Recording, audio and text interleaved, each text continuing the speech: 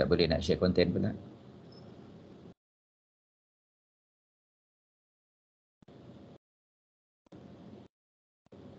Okey.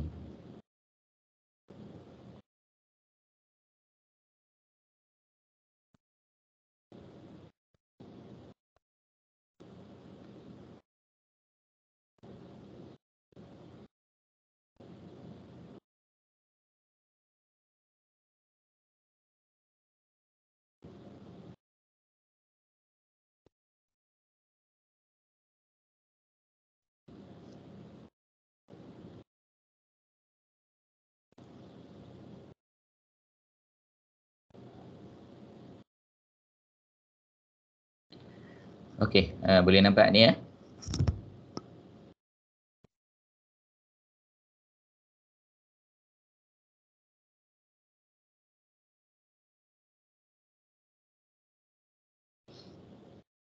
Okey, ini adalah soalan investment in joint arrangement and associate.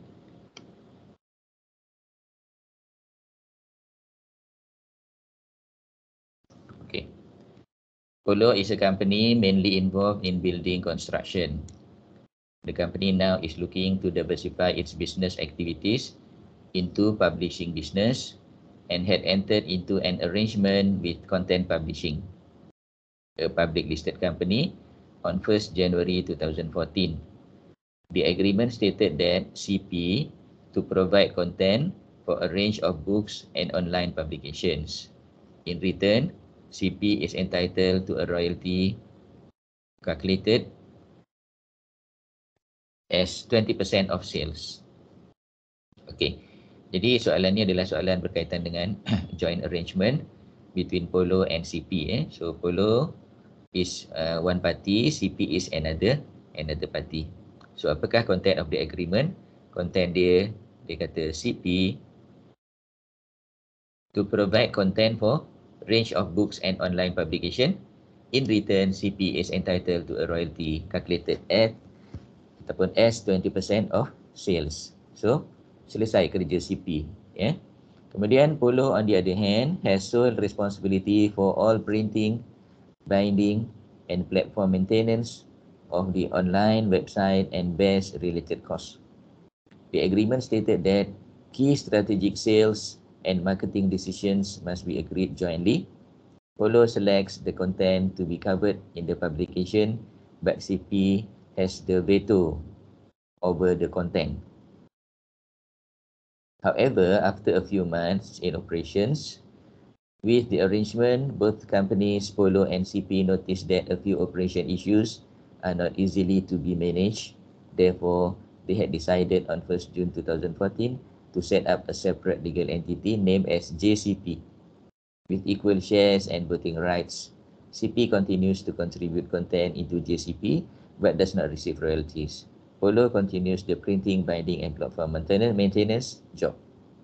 The sales and cost of sales of JCP for the period from 1st January 2014 to 31st December 2014 were 12 million and 8 million respectively. Required, assume the sales and costs accrue evenly throughout the year, calculate the related amount to be recognized and prepare related journal entries in Polo Berhad books for the above arrangement in the year ended 31st December 2014.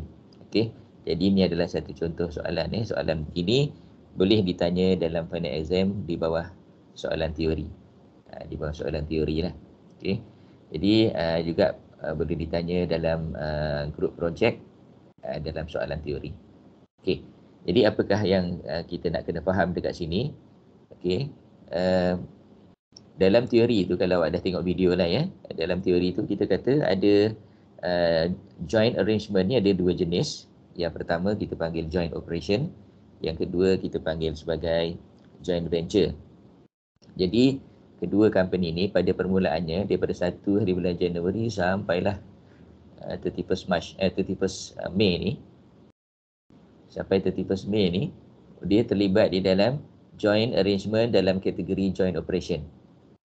Joint operation iaitu CP dengan Polo ni, Polo dan CP ni dia telah bersetuju untuk satu perjanjian. Yang mana CP ni dia, tugas dia sikit je. CP to provide content for a range of book and online publication. Itu saja. Kemudian dia dapat royalty sebanyak 20% daripada sale. Manakala kerja-kerja lain semuanya adalah Polo. Polo buat yang lain-lain dan dengan 80% sale yang ada tu, okey, Polo akan dia akan bayar kos, dia akan bayar expenses semua sekali lah. Jadi kemudian kalau ada profit tu dia punya. Okey, tetapi itu untuk tempoh 5 bulan saja sebab selepas 5 bulan dia rasa ada operation, a few operations arrangement yang bermasalah. Maknanya kedua-dua pihak ni macam tak puas hati dengan perjanjian yang sedia ada. Lalu mereka telah menubuhkan satu company baru iaitu JCP. Jadi JCP ni adalah sebuah joint venture di antara Polo dan CP. Yang tadi tu joint operation. Yang ni joint venture. Joint venture with equal shares and voting rights. Walaupun tugas masih sama, tetapi dari segi pembahagian keuntungan tu tak adalah CP mendapat 20% daripada sale. Masing-masing 50-50 sekarang ni. 50-50. Okey. Kemudian jualan pada tahun tersebut sepanjang tahun adalah 12 juta dan cost of sale adalah 8 juta. Okay, so based on this example, kita akan tengok macam mana caranya Polo mencatatkan di dalam buku dia untuk tempoh 5 bulan pertama dan 7 bulan yang kedua.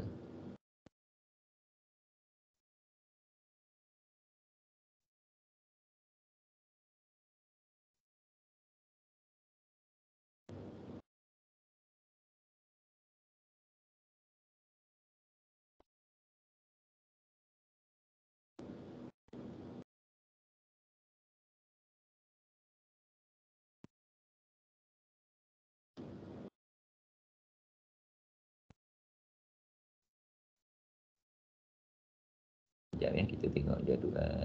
Sekejap.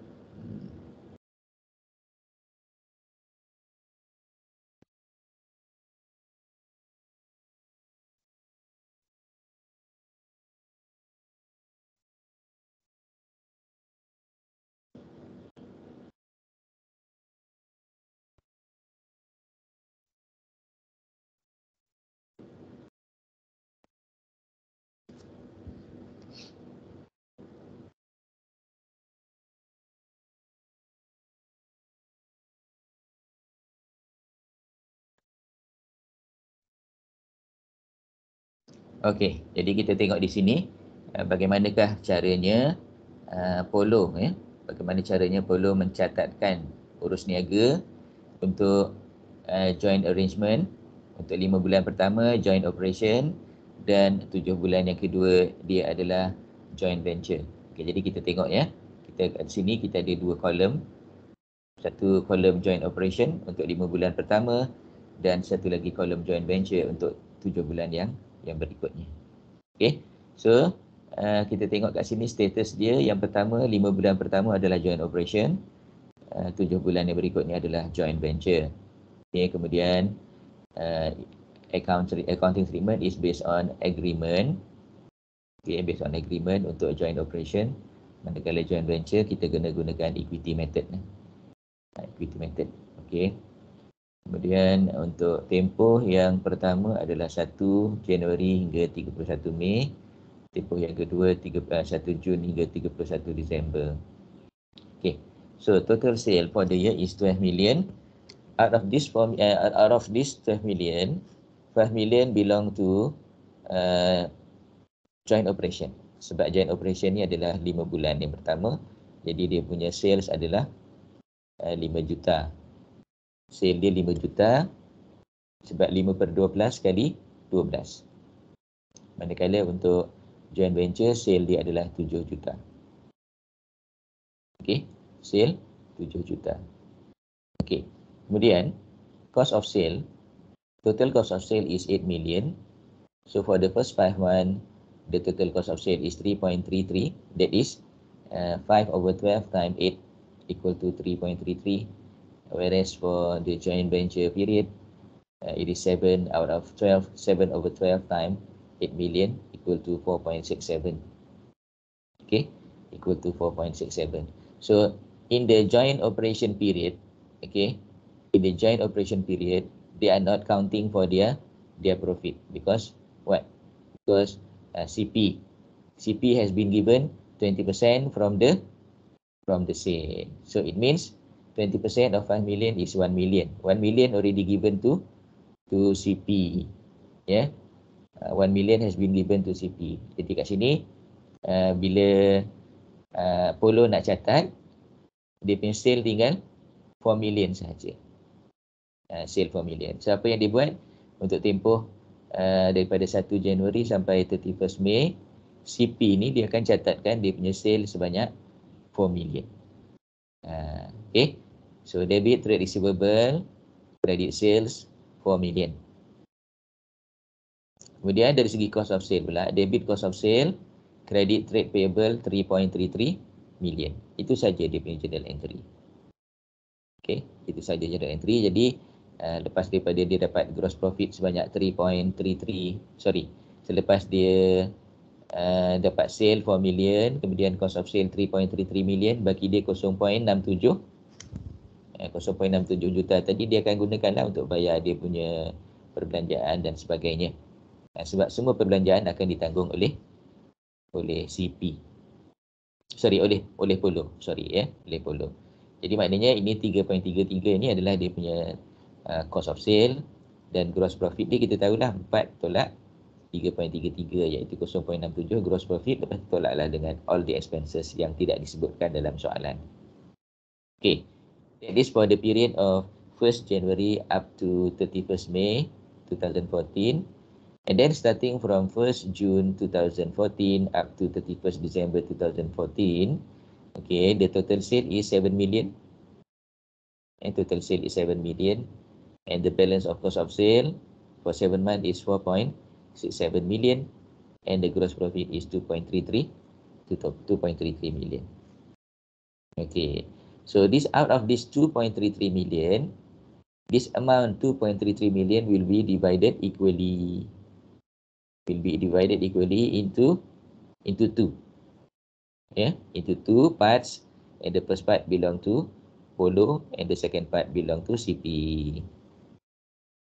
Okay, so what Polo has to record for the 7 month? Okay, as agreed by both parties. Okay, Polo will record debit investment in joint venture 1.17 and credit share of profit from joint venture 1.17. Jadi maknanya pelaburan yang dibuat oleh Polo di dalam joint venture ni telah menghasilkan tambahan sebanyak 1.17. Okey. Tapi ini kita beranggapan tak ada kos yang lain lah, maknanya tak ada expenses yang lain selepas dapat gross profit. Jadi kalau katakan ada gross profit, selepas gross profit ada expenses yang lain, contohnya ada, kita letaklah expenses 500,000. So dia punya net profit dia akan tinggal 0.67, 0.67 lah dia punya gross profit dia. Dia punya net profit, Okay. Jadi inilah caranya macam mana kita nak agihkan di antara dua jenis joint arrangement. Joint arrangement yang pertama dipanggil joint operation. Joint arrangement yang kedua dipanggil joint venture. Sebenarnya ini ada dalam nota pun ada juga. Dalam nota PowerPoint tu ada juga soalan yang sama dan juga jawapan yang sama. Sebab kita tak masuk kelas secara online hari tu, cuma ada video. Jadi saya bincang sekali lagi lah soalan ni supaya awak faham macam mana kedudukan dia. Okey. So seterusnya kita akan pergi tengok pada soalan consolidated financial statement daripada sini.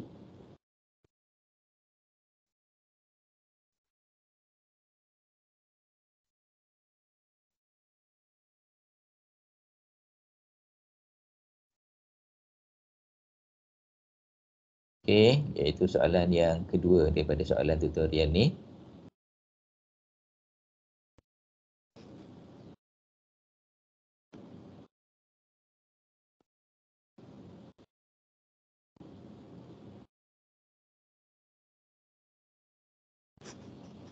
Okay, so we are here. Under question 2, we have associate company. Below are the summarized statements of financial position for 3 companies as at 31st March 2011. So we have 3 companies, Paloma, Fugo and Delmara. Paloma, Fugo, Delmara. Kita ada 3 company. Okay, apakah yang ada pada 3 company tadi? All these companies have property, plant and equipment. And then here investment. So I highlight the investment here. The investment.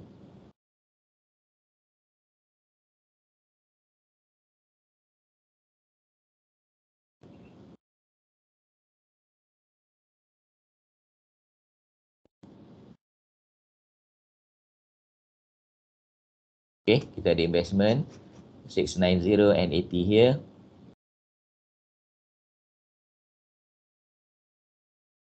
Okay, and then we have inventory, we have trade receivable and we have cash at bank. Okay, on top of that, we have equity and liabilities, ordinary share of RM1 each, respectively. Paloma 1 million,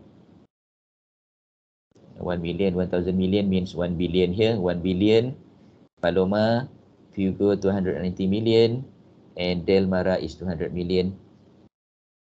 Okay, Paloma has share premium is reserved, yeah. And then retained profits of the 3 companies, 10% loan notes, and current liabilities. Okay, current liabilities.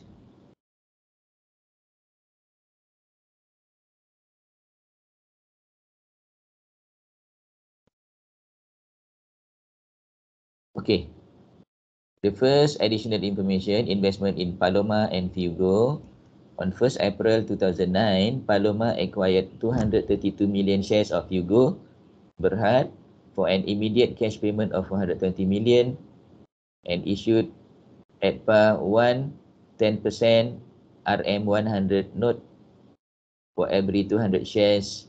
Fugo Berhad retained profit on that date was 240 million. Saya tengok soalan ni macam dah pernah tengok. Awak pernah tengok tak soalan ni? Cuma nama lain. Tak pernah sekarang ni kita nak tengok isu tentang associate ni. Tak apalah, kita teruskan. So sekarang ni dia kata on 1st April 2009, sedangkan kita punya statement of financial position ended 31st March 2011. Jadi acquisition of Paloma ni berlaku pada 2 tahun yang lepas. Okay, so kita check dia punya percentage of holding, 232 million shares out of 290 million. 232 daripada 290. So berapa persen tu?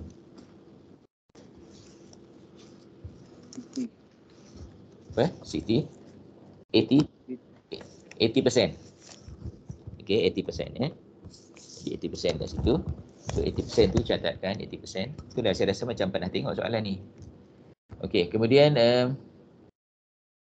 immediate cash payment, itulah bayaran dia, 420 juta. Okay, campur dengan 100 for every 200. Jadi maknanya 232 kali 100 bagi 200. 232 kali 100 bagi 200. Okay, untuk kita dapatkan amount untuk kita dapatkan amount 10% loan note. Okay, jadi kita boleh calculate lah 232 kali 100 bagi 200 sama dengan 116. Memanglah saya rasa soalan ni sama dengan soalan yang kita pernah kita tengok, cuma nama dia lain. Tak apalah, kita akan fokus kepada associate. So 116 campur 420, kita dapat 536 So 536. That is the amount of investment in Paloma. So amount investment in Paloma tu sebanyak 536. Okay. Kemudian on 1st April 2009, pada tarikh yang sama, The fair value of land of Hugo Berhad was 1 million more than its carrying value of 5 million. No adjustment have been made in the books of Hugo regarding the fair value adjustment. This land still remain in Hugo at 31st March 2011, and on that date, the fair value of the land was 6.4 million. Okay. Jadi yang ni pun, okay, kita maknanya on the date of acquisition, kita ada ARR 1 million. Kemudian at the end of the year, kita ada lagi ARR 0.4 million. Palomar Berhad policy is to value the non-controlling interest at their fair value. The directors of Palomar Berhad assess the fair value of the non-controlling interest in Hugo at the date of acquisition to be 130 million. Okay, 130 million. Itu investment of Palomar in Hugo. Okay, berlaku 2 tahun lepas dengan kos sebanyak 536 juta, sorry ya. Okay. Kemudian investment in Delmara Berhad on 1st October 2010. 1st October 2010 ni adalah pertengahan tahun semasa ya. Palomar Berhad acquired 60 million shares in Delmara, 60 million out of 200 million. 60 million out of 200 million. Jadi 60 daripada 200 ni berapa persen?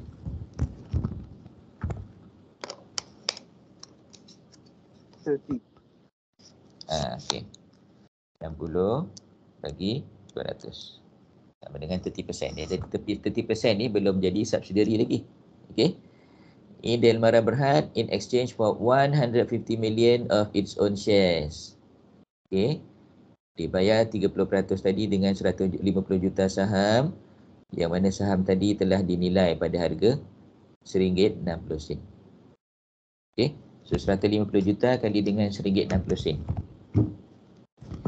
150 times 1.6.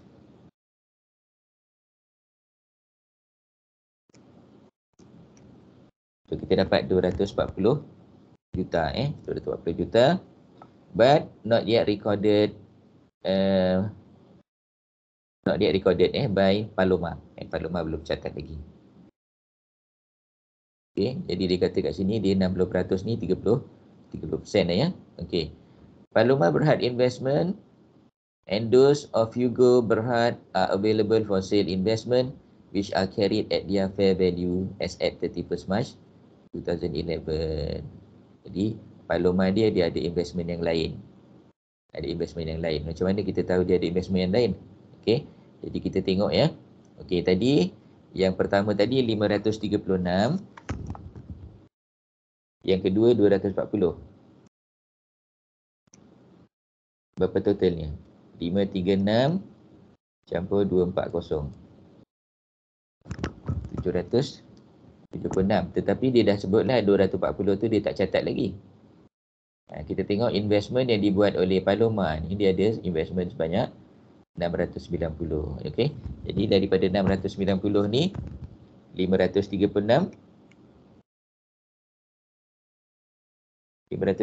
adalah investment in Hugo. Manakala ada baki sebanyak 154,000 adalah investment di tempat lain. Investment yang tidak menyebabkan dia jadi holding lah ya, investment di tempat lain, other investment. Okey.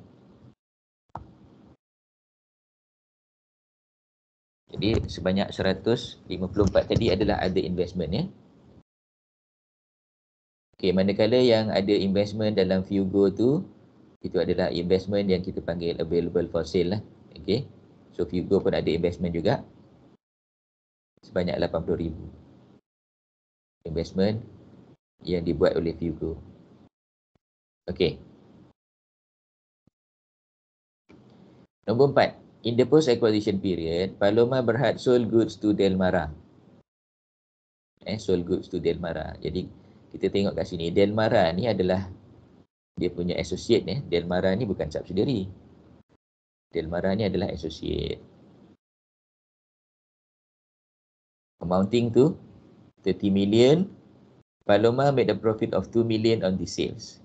1/4 of these goods was still in the inventory of Delmara as at 31st March 2011.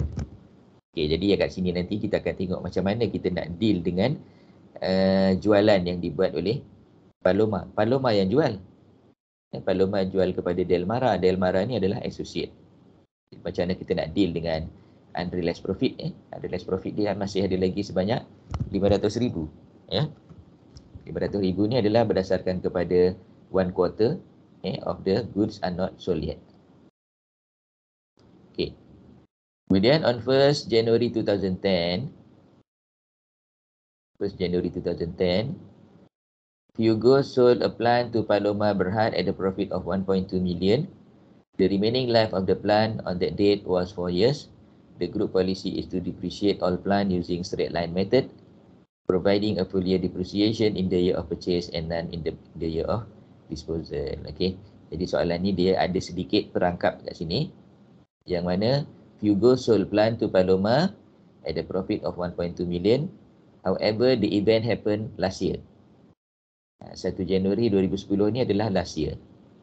Sebab tahun semasa bermula 1 April 2010. Okey, jadi maknanya unrealized profit tak adalah untuk tahun ni.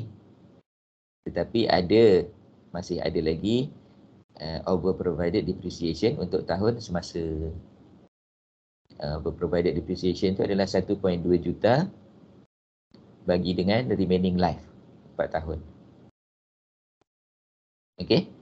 Kemudian nombor 6, trade receivable of 10 million and 3 million of Paloma are receivable from Fugo Berhad and Delmara Berhad respectively. Ya, trade receivable ni ada 10 juta dengan 3 juta.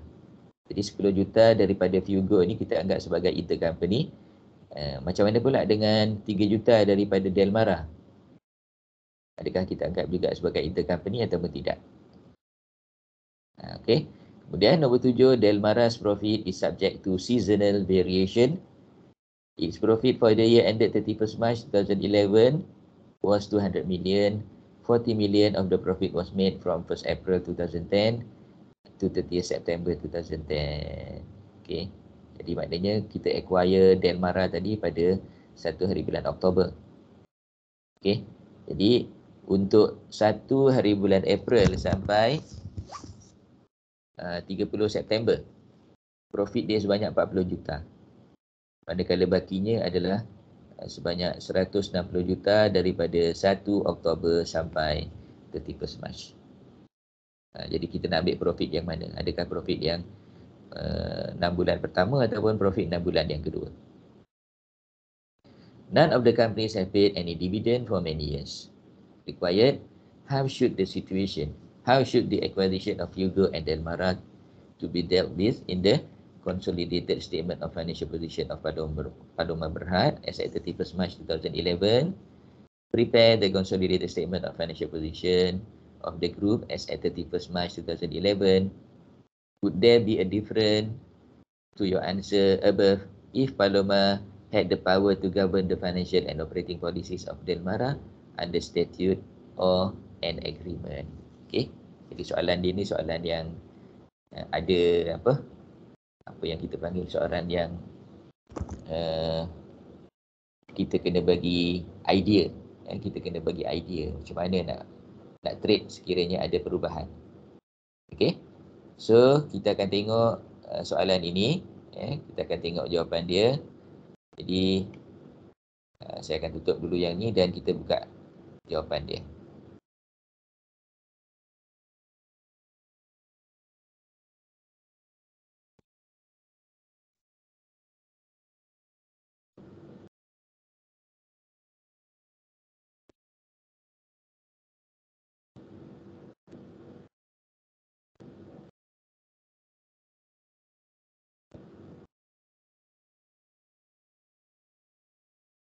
So what we are going to do,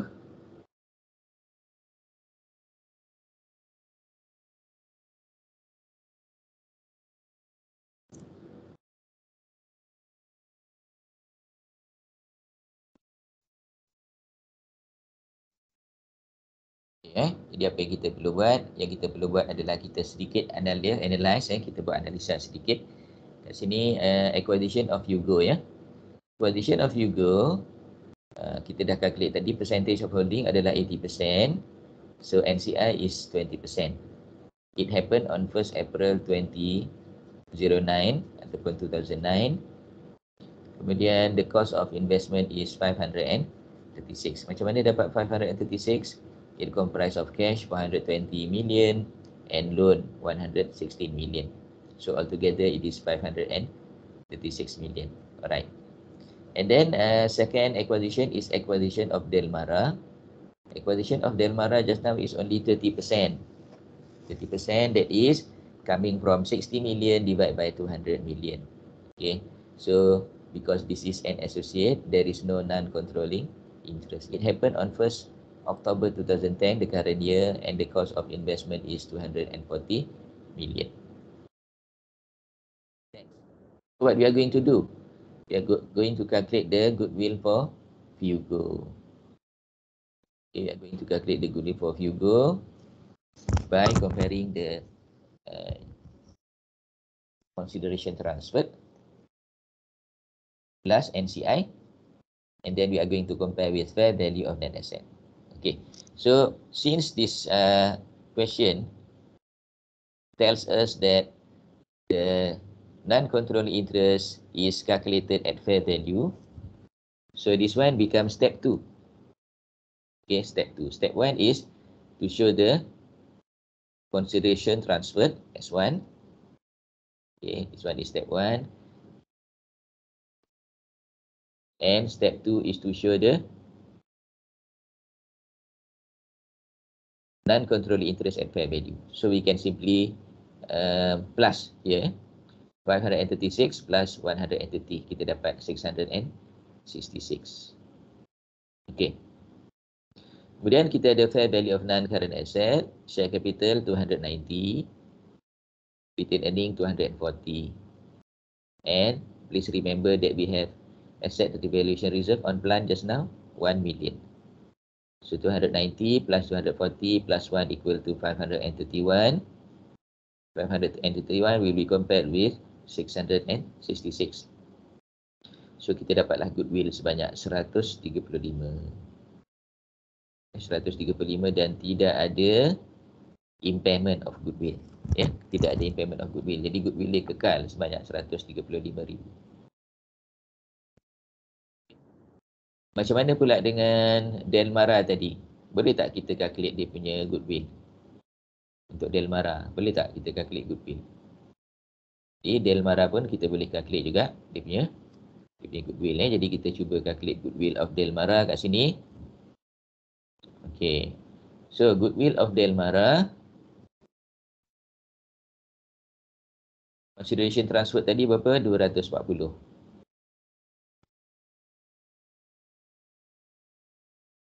Consideration transfer 240. Kemudian fair value net asset, ordinary share berapa? 200. Profit kita tahu berapa tak?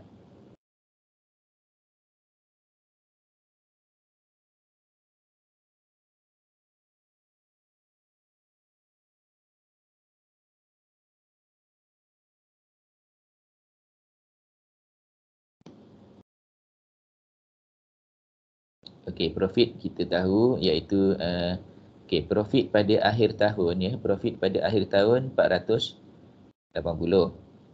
Okey.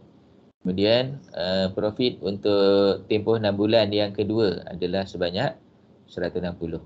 Jadi kita boleh calculate lah kita punya profit kita adalah 480 tolak dengan 160. Sekejap ya.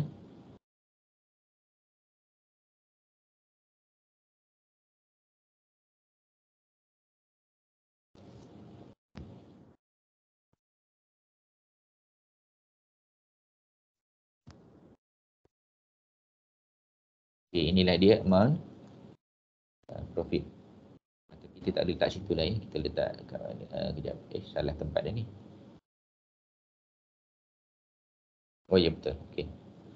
Betul 320 kat situ profit 320. Okey, kemudian ARR semua tak ada lah.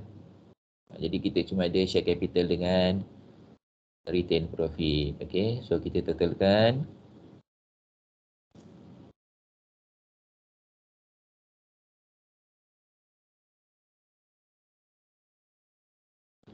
So 520 kali dengan 30%.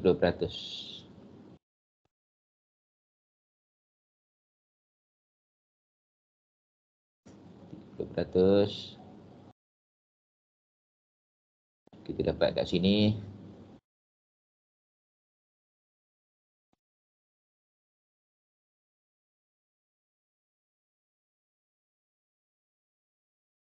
$156 dan kita dapatlah goodwill juga kat sini sebenarnya.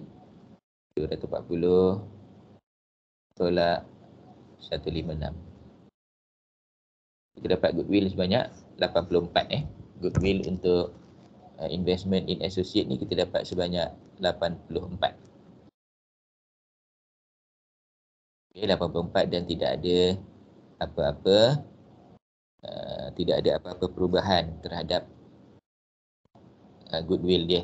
Maknanya goodwill dia akan kekal sebanyak 84. Okey. Seterusnya kita nak tengok kita punya selepas goodwill kita tengok working number 2 iaitu investment in associate. Jadi berapakah baki investment in associate sekarang ni? So, investment in associate start dengan cost of investment of 240 million. Kemudian kita campur dengan share of profit for the year. Okay. Jadi share of profit for the year ni berapa sebenarnya? Share of profit of the year. Okay. So, current year profit is 200 minus pre-acquisition profit 40. Jadi betul lah kita kali tadi, kita dapat 160 kan? 160 adalah profit daripada 1 Oktober sampailah 31 Mac. Okay. So 200 tolak 40, 160. Okay. Kemudian kita ada unrealized profit on inventory. Okay. Jadi jangan pelik sebab saya dah sebut mungkin dalam kelas yang lepas saya kata okay, unrealized profit ni okay, kalau berlaku jualan di antara holding dengan associate, sama ada yang jual adalah holding ataupun associate, unrealized profit ni kita akan adjust dalam associate. Okay, jadi dalam kes ni unrealized profit tadi berdasarkan kepada 2 juta kali dengan 1/4. 2 juta kali dengan 1/4. So kita dapatlah unrealized profit sebanyak 0.5. Okay. Jadi 200 million minus 40 million minus 500,000 equal to 159.5.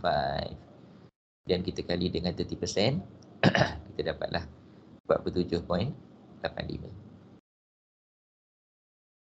Okey, 47.85 itu adalah dia punya share of profit for the year. So, cost of investment 240 campur dengan 47.85, kita dapat 287.85. Ini adalah amount yang kita akan bawa masuk ke dalam statement of financial position. Manakala 47.85 amount yang kita akan masuk dalam statement of profit or loss. Okay, kelas. So next, kita analyse sikit financial statement. So analysis of financial statement carried down. Analysis of financial statement carried down. Kita bermula dengan investment in associate, the non-controlling interest is 130. Okay, kemudian kita analyse financial statement of Yugo, retained profit of Yugo. Retained profit on 31st December 2011 is 520 million. Retained earning on the date of acquisition is 240. Okay. Kemudian URP plan tu berlaku pada tahun lepas. Tetapi disebabkan kita disebabkan kita punya ni kan dia termasuk tahun lepas. Bila kita kata carried down ni semualah termasuklah tahun lepas. Jadi URP plan 1.2 million. URP plan 1.2 million. Over provided depreciation dah 2 tahun lah. 2 tahun iaitu 1.2 bagi 4 kali 2 dapat 0.6 juta. So the balance of profit carried down is 279.4 time 80% equal to 232.52 time 20% 55.88. untuk non-controlling interest. Okay, kemudian dia ada juga revaluation reserve.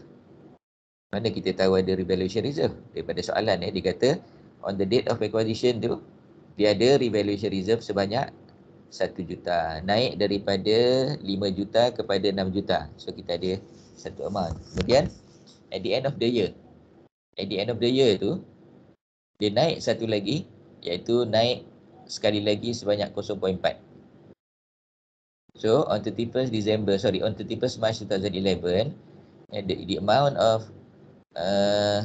ARR is 1.4 million and ARR on the date of acquisition is 1 million. So ada ARR baru sebanyak 0.4, yang ni kita kali dengan 80%, kita dapat 320,000 untuk group ARR dan non-controlling interest sebanyak 80,000. Next. Associate ya. Untuk associate ni, so associate company ni kita ada profit for the year. Profit for the year 200. Acquisition profit 40. Unrealized profit on inventory 0.5. So kita dapat 159.5 kali dengan 30% dapat 47.85. Okey, ini adalah satu kaedah lah untuk kita masukkan associate company. Associate company ni kita perlu masuk di sini ataupun tidak. Sebab ini kita nak tengok balance carried down. Jadi pilihan yang kedua adalah kita masukkan saja dalam Paloma ni share of profit. Masuk dalam Paloma ni share of profit. So share of profit adalah 47.85. Okey, macam saya kata tadi, pilihan pertama kita tunjuklah associate company di sini sepenuhnya, ataupun kita tunjuk saja associate punya profit ni dalam retain carried down of Paloma. Jadi kita tengok kat sini retain profit carried down 260. Ini Paloma sendiri, dan profit from associate. Jadi kalau kita tak catat di atas ni, kita kena catat di sini lah, di bawah ni. Profit from associate. Dia dua pilihan profit from associate tadi. Sama ada kita tunjuk secara berasingan ataupun kita masukkan dalam Paloma. Okey, tapi preferable kita masuk dalam Paloma lah. Maknanya kita tak perlu tunjuk dekat atas ni. Kita hanya perlu tunjuk dekat bawah ni profit from associate 47.85. Okey, so seterusnya group retained earning 31st March 2011 is 531.37. Kemudian group ARR 320,000, dan last sekali non-controlling interest 185,960.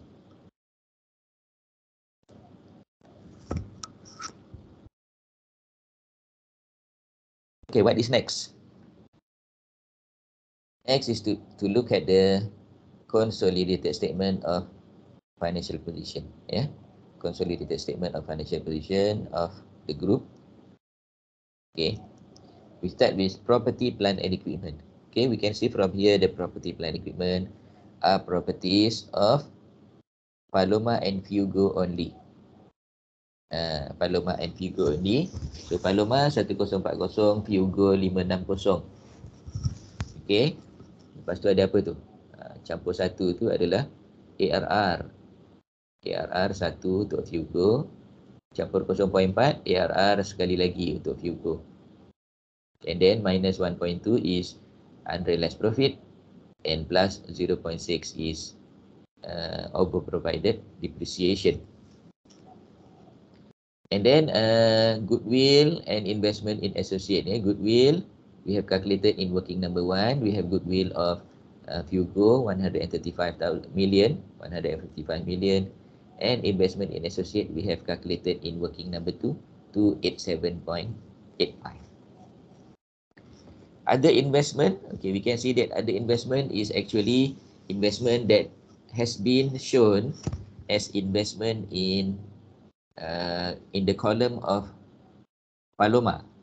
So in Paloma has investment amounting to 690 million, 690 million, plus investment in column of Fugo 80 million. However, we have to minus 536 because 536 is investment made by Paloma in Fugo. Kita kena eliminate lah yang itu, ya, 536. Next is inventory.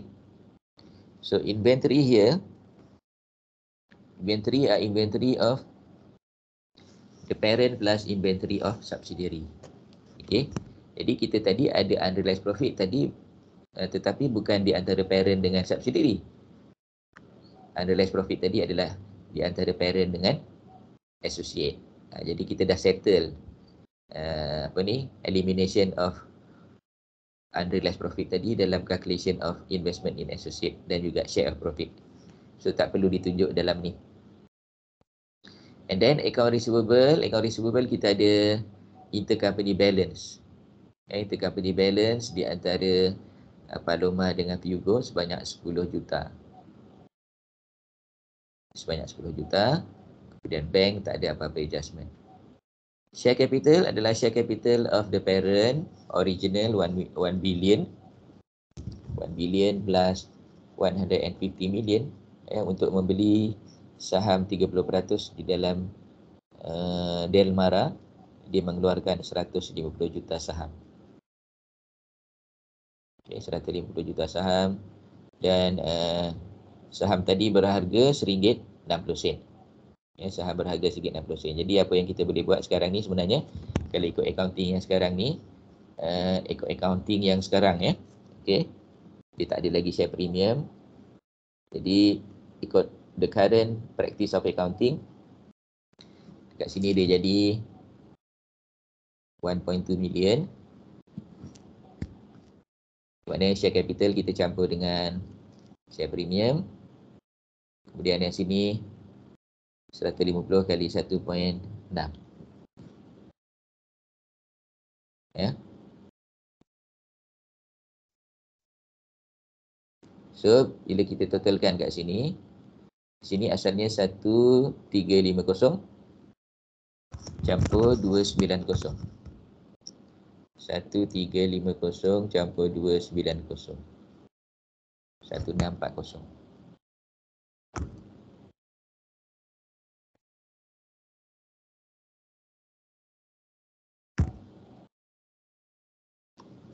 Okay, 200 1150 campur 290 1440.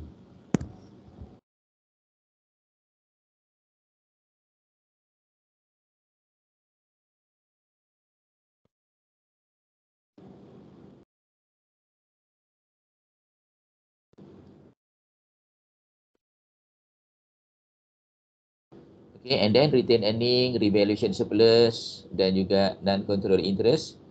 Ini kita ambil daripada analysis of financial statement sebanyak 531.37, 0.32 and 185.96. Okay. Kemudian loan notes tadi ada tambahan sebanyak 40. Okay. 360 campur 40 ni adalah parent plus subsidiary.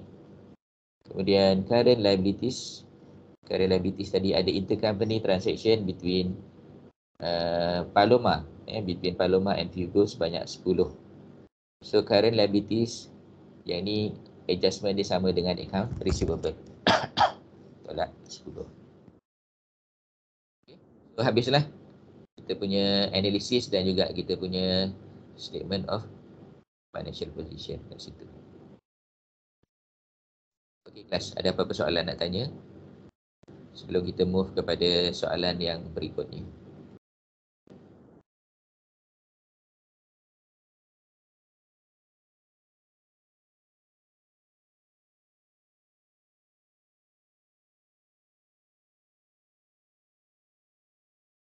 Ada apa-apa soalan? Boleh faham tak?